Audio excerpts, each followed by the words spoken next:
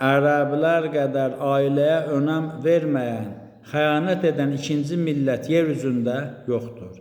Məhəmməd Peyğəmbər çöl və bədəvi ərəblərə nə qədər əxlaq, əqidə dərsi keçsə də, Peyğəmbərə ilk asi olan Əbu Ləhəblər, Əbu Süfyanlar ən əxlaqsız ərəblər idilər ki, İslamı din kimi qəbul edə bilmirdilər.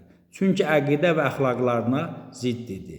İndinin özündə də ziyarət pulları və zəkatlarla dolanan bu artıq Vəhabiyə dönənlər çox çəkməz ki, dinlərini də dəyişərlər. Hərçənd İslam dini onların gəlir mənbəyidir. Əgər ərəb dili Quran dili olmasaydı, ərəblər dillərini də çoxdan dəyişmişdilər. Əgər bu dindən qazanc əldə etməsəydilər, çoxdan üz döndərərdilər. Tramplara əyilən ərəb şeyx və kralları bunun bariz nümunələridirlər.